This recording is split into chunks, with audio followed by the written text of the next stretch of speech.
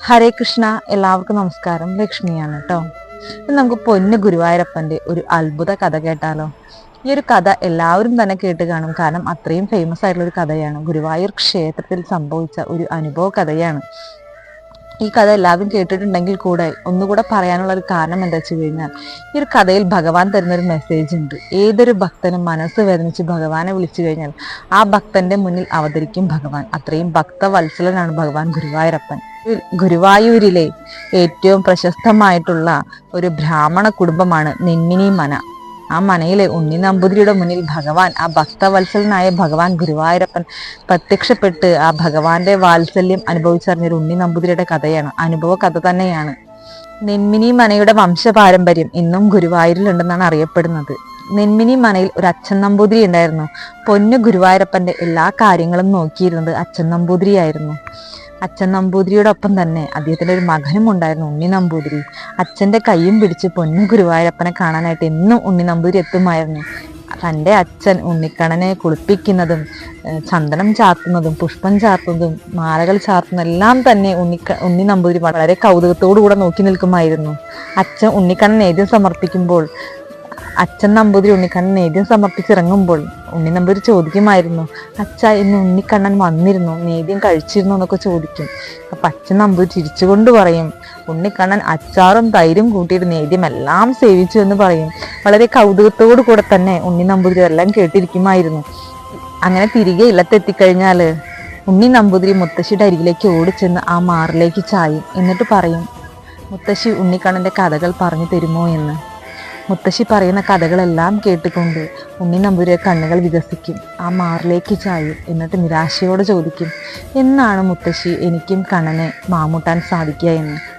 അപ്പൊ ഉണ്ണിയെ മുത്തശ്ശി ആശ്വസിപ്പിക്കും. ഭഗവാൻ അനുഗ്രഹിച്ചു കഴിഞ്ഞാൽ ഉണ്ണിക്കും കണ്ണനെ മാമൂട്ടാനായിട്ട് സാധിക്കുമെന്ന് പറയാണ്. ആ ഉണ്ണിയുടെ പ്രാർത്ഥന ഭഗവാൻ അങ്ങ് കേട്ടു. അങ്ങനെ ഇരിക്കെ അച്ഛൻ നമ്പൂതിരിക്ക് ദൂരെ സ്ഥലത്തേക്ക് പോകേണ്ടതായിട്ട് വന്നു. ഒഴിച്ചുകൂടാൻ പറ്റാത്തൊരാവശ്യമായിരുന്നു. അപ്പൊ അദ്ദേഹം വളരെ ആശങ്കയിലായിരുന്നു. അദ്ദേഹം വളരെ ദുഃഖം അനുഭവിക്കാൻ തുടങ്ങി. കാരണം അദ്ദേഹം പോയി കഴിഞ്ഞാൽ പൊന്നു ഗുരുവായൂരപ്പന്റെ പൂജകളെല്ലാം തന്നെ മുടങ്ങും. അദ്ദേഹത്തിന് പോവാതിരിക്കാനും സാധിക്കില്ല. അങ്ങനെ അദ്ദേഹത്തിന് ആകെ സങ്കടം സഹിക്കാൻ പറ്റാതായി. താൻ എന്ത് ചെയ്യും? പൊന്നു ഗുരുവായൂരപ്പന്റെ പൂജകൾ മുടക്കിയിട്ട് താൻ എങ്ങനെ പോകും? പോവാതിരിക്കാനും പറ്റില്ല എൻ്റെ പൊന്നു ഗുരുവായൂരപ്പ എന്ന് പറയാണ്. അപ്പൊ ഈ ഒരു കാര്യം അദ്ദേഹം കീഴ്ശാന്തിക്കാരോട് പറഞ്ഞു. അപ്പൊ കീഴ്ശാന്തിക്കാർ പറഞ്ഞു, തിരുമേനി ഒരു കാര്യം ചെയ്യൂ, രാവിലത്തെ പൂജയും അതുപോലെ തന്നെ കളഭച്ചാർത്തും കഴിഞ്ഞിട്ട് അങ്ങ് പോയിട്ട് വരൂ. ബാക്കിയെല്ലാം തന്നെ ഭഗവാന് നേദ്യം സമർപ്പിക്കുന്നത് ഉണ്ണി നമ്പൂതിരി ചെയ്തോളും. അദ്ദേഹത്തിനോട് ചിട്ട പോലെ ചെയ്യാൻ പറഞ്ഞാൽ മതിയെന്ന് പറയാണ്. അങ്ങനെ അച്ഛൻ നമ്പൂതിരി മനമില്ലാ മനസ്സോടുകൂടെ ഉണ്ണി നമ്പൂതിരി അരികിൽ വിളിച്ചിട്ട് പറഞ്ഞു, നാളെ ഭഗവാന് നേദ്യം സമർപ്പിക്കുന്നത് ഉണ്ണി നമ്പൂതിരിയാണ്. ഞാൻ രാവിലത്തെ പൂജകളെല്ലാം കഴിഞ്ഞിട്ട് ഞാൻ പോവും. ഭഗവാൻ നല്ല ചിട്ട പോലെ തന്നെ, നല്ല വൃത്തി പോലെയും ചിട്ട പോലെയും ഭഗവാൻ നേദ്യം സമർപ്പിക്കണമെന്ന് പറയാണ്. ഒരു പിഴവും സംഭവിക്കരുതെന്ന് പറയാണ്. ഉണ്ണി നമ്പൂതിരിക്ക് വളരെ സന്തോഷം തോന്നി. തൻ്റെ ആഗ്രഹം എന്താണ്? തൻ്റെ ഉണ്ണിക്കണ്ണനെ മാമൂട്ടണം എന്നുള്ളൊരു ആഗ്രഹം അത് ഭഗവാൻ നിറവേറ്റി കൊടുത്തിരിക്കുകയാണ്. ഉണ്ണി നമ്പൂതിരി വളരെ സന്തോഷത്തോടു കൂടെ പറഞ്ഞു, ഞാൻ ചിട്ട പോലെ തന്നെ ചെയ്തോളാം അച്ഛ എന്ന് പറയാണ്. അങ്ങനെ പിറ്റേ ദിവസം വന്നെത്തി. രാവിലത്തെ പൂജകളെല്ലാം കഴിഞ്ഞിട്ട് അച്ഛൻ നമ്പൂതിരി പോവുകയും ചെയ്തു. അങ്ങനെ ഉച്ചപൂജയോടടുത്ത് വളരെ ശുദ്ധിയോടും വൃത്തിയോടും കൂടെ ഉണ്ണി നമ്പൂതിരി ഭഗവാനെ മനസ്സിൽ ധ്യാനിച്ചുകൊണ്ട് ശ്രീലകത്തേക്ക് കടന്നു. ഭഗവാനോട് സംസാരിച്ചുകൊണ്ട് പൊന്നു ഗുരുവായൂരപ്പൻ നേദ്യം സമർപ്പിക്കാൻ തുടങ്ങി. പല നേദ്യങ്ങളും വെച്ച് നോക്കിയെങ്കിലും ഭഗവാൻ പൊന്നു ഗുരുവായൂരപ്പൻ്റെ ഒരു അനക്കവും കാണുന്നില്ല. അപ്പൊ ഉണ്ണി നമ്പൂതിരിക്ക് മനസ്സിലായി, കണ്ണ എന്നെ കളിപ്പിക്കല്ലേ. അച്ഛൻ നമ്പൂതിരി എപ്പോഴും പറയാറുണ്ട്, ഉണ്ണിക്കണ്ണനെ കുസൃതി കുറച്ച് കൂടുതലാണ്, എപ്പോഴും കളിപ്പിക്കുമെന്ന് പറയാറുണ്ട്. എന്നെ കളിപ്പിക്കല്ലേ കണ്ണ, അങ്ങയെപ്പോലത്തെ ഒരു കുട്ടിയല്ലേ ഞാൻ, വേഗം വന്ന് നേദ്യം സേവിക്കൂ എന്ന് പറയാണ്. അപ്പോഴും ഭഗവാന്റെ അനക്കവും കാണുന്നില്ല. അപ്പൊ ഉണ്ണി നമ്പൂതിരിക്ക് മനസ്സിലായി, ഭഗവാൻ ഇഷ്ടമുള്ള കദളിപ്പഴവും പാൽപ്പായസവും വെച്ച് വിളിച്ചാൽ പൊന്നു ഗുരുവായൂരപ്പൻ വരുമെന്ന് അച്ഛൻ നമ്പൂതിരി പറയുന്നത് കേട്ടിട്ടുണ്ട്. വേഗം കദളിപ്പഴവും പാൽപ്പായസവും സമർപ്പിച്ചുകൊണ്ട് ഭഗവാനോട് വന്ന് ഭക്ഷിക്കാൻ പറയാണ്. എന്നിട്ടും ഭഗവാന്റെ അനക്കവും കാണുന്നില്ല.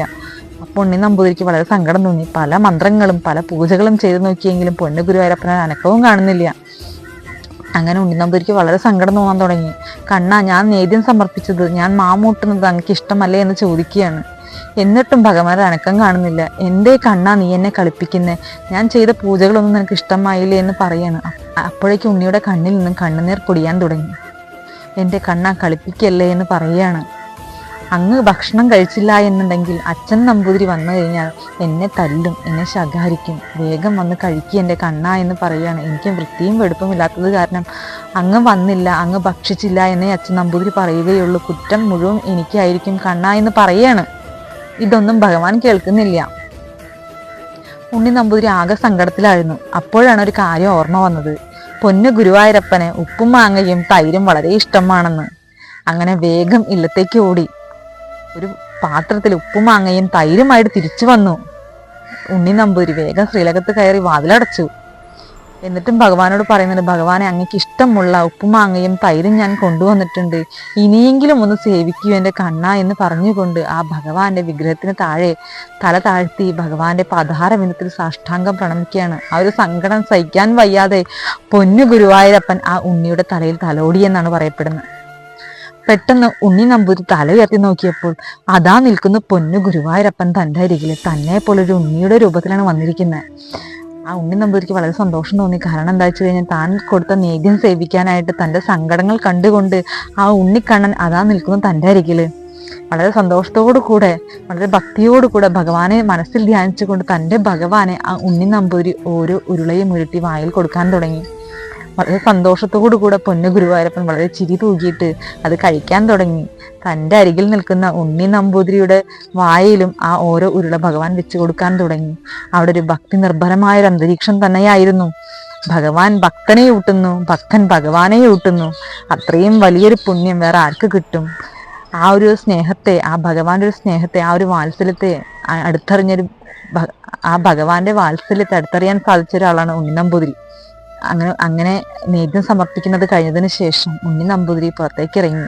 കാലിയായ പാത്രം കണ്ടപ്പോൾ അതിന്റെ അവകാശികൾക്ക് ദേഷ്യം വന്നു. കാരണം ഉച്ചപൂജയ്ക്കുള്ള നേദ്യം സമർപ്പിച്ചു കഴിഞ്ഞാൽ അതിന്റെ അവകാശികളുണ്ട്. ആ അവകാശികൾക്കാണ് ആ ഒരു നേദ്യം കൊടുക്കുക.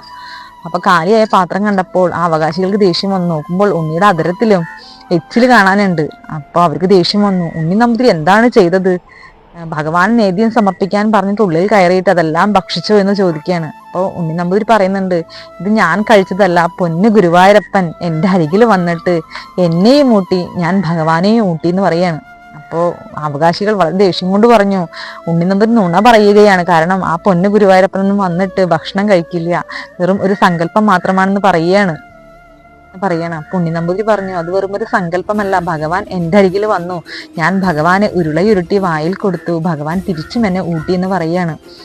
അപ്പോഴും ആ ഊതിക്കന്മാർക്കും കീഴ്ശാന്തിമാർക്കും ദേഷ്യം വരികയാണ്. കാരണം പിന്നെയും നുണ പറയുകയാണ് ഉണ്ണി നമ്പൂതിരി. വെറും നുണ പറഞ്ഞ സമയം കളയണ്ട എന്ന് പറയുകയാണ്. അപ്പൊ ഉണ്ണി നമ്പൂതിരി പറയുന്നുണ്ട്, ഞാൻ നുണ പറയുകയല്ല, പൊന്നു ഗുരുവായൂരപ്പനെ ഞാൻ നേരിൽ ഊട്ടിയതാണ് എന്ന് പറയുകയാണ്. അപ്പോൾ ഇത് കേട്ടിട്ട് അച്ഛൻ നമ്പൂതിരി വരികയാണ്. വരുന്ന സമയത്ത് ശ്രീകോവിലിന്റെ മുന്നിൽ വളരെ ബഹളം കേൾക്കുകയാണ്. അപ്പൊ അദ്ദേഹം ചോദിക്കുന്നുണ്ട്, എന്താണ് സംഭവം എന്ന് ചോദിക്കുകയാണ്. അപ്പൊ കീഴ്ശാന്തിമാരും ഒതിക്കന്മാരും പറയുന്നുണ്ട്, അങ്ങയുടെ ഉണ്ണി നുണ പറയുകയാണ്. കണ്ണനെ നേദിക്കാനായിട്ട് കൊണ്ടുപോയ പ്രസാദം എല്ലാം തന്നെ ശ്രീകോവിലിനുള്ളിലിരുന്ന് കഴിച്ചുകൊണ്ട് ഭഗവാൻ കഴിച്ചു എന്ന് നുണ പറയുന്നു. കണ്ടില്ലേ, അതരത്തിൽ എച്ചിലിരിക്കുന്നു എന്ന് പറയാണ്. അപ്പൊ അച്ഛൻ നമ്പൂതിരിക്ക് ദേഷ്യം വന്നു. അച്ഛൻ നമ്പൂതിരി പറയുന്നുണ്ട്, ഭഗവാൻ അങ്ങനെ വന്ന് സേവിക്കില്ല, അത് വെറും ഒരു സങ്കല്പം മാത്രമാണെന്ന് പറയാണ്. അപ്പോഴും ഉണ്ണി കരഞ്ഞുകൊണ്ട് പറയുന്നുണ്ട്, ഒരിക്കലുമല്ല, ഭഗവാൻ എൻ്റെ അരികിൽ വന്നിരുന്നു, ഞാൻ ഭഗവാനെ ഊട്ടിയിരുന്നു എന്ന് പറയുന്നുണ്ട്. അപ്പൊ അച്ഛൻ നമ്പൂതിരി പറയുന്നുണ്ട്, നീ നുണ പറയാനും പഠിച്ചോ, നീ നുണ പറയാനും പഠിച്ചോ എന്ന് ചോദിക്കുകയാണ്. ഇത് പറഞ്ഞുകൊണ്ട് അച്ഛൻ നമ്പൂതിരി ശ്രീകോവിലിന്റെ മുന്നിലിട്ടിട്ട് ഉണ്ണി നമ്പൂതിരി തല്ലാൻ തുടങ്ങി. അങ്ങനെ ശ്രീകോവിലിന്റെ മുന്നിൽ നിന്നുകൊണ്ട് അച്ഛൻ നമ്പൂതിരി ഉണ്ണി നമ്പൂതിരിയെ തല്ലാൻ തുടങ്ങി, ശകാരിക്കാൻ തുടങ്ങി. ഉണ്ണി നമ്പൂതിരി വേദന കൊണ്ട് കരയാൻ തുടങ്ങി. തൻ്റെ ഭക്തന്റെ കരച്ചിൽ കേട്ടപ്പോൾ ശ്രീലകത്ത് നിന്ന് ഒരു അശരീരി മുഴങ്ങി, ആരാണ് എൻ്റെ ഉണ്ണിയെ തല്ലാൻ? എൻ്റെ ഉണ്ണിയുടെ നിഷ്കളങ്കമായ ഭക്തിയിൽ ഉണ്ണി നേദിച്ച നേദ്യമെല്ലാം സേവിച്ചത് ഞാനാണ്. ഒരിക്കലും എൻ്റെ ഉണ്ണി നുണ പറഞ്ഞിട്ടില്ല. ഒരിക്കലും എൻ്റെ ഉണ്ണിയുടെ നിഷ്കളങ്കമായ ഭക്തി കാണാതിരിക്കാൻ എനിക്ക് സാധിക്കില്ല എന്നുള്ളത്. അവിടെ ഭഗവാൻ തരുന്ന മെസ്സേജ് എന്താണ്? ഭഗവാനെ വിളിച്ചുകൊണ്ട്, ഭഗവാനെ മനസ്സിൽ ധ്യാനിച്ചുകൊണ്ട് ഒരു നോക്ക് വിളിച്ചാൽ മതി, ഒരു നോക്ക് കണ്ടാൽ മതി. ആ ഭക്തന്റെ കണ്ണുനീര് തുടയ്ക്കാനായിട്ട് ആ ഭക്തന്റെ അരികിൽ വന്ന് അവതരിക്കും പൊന്നു ഗുരുവായൂരപ്പൻ. എല്ലാവർക്കും ആ പൊന്നു ഗുരുവായൂരപ്പന്റെ എല്ലാ അനുഗ്രഹങ്ങളും ഉണ്ടാവട്ടെ. സർവം ശ്രീകൃഷ്ണാർപ്പണമസ്തു.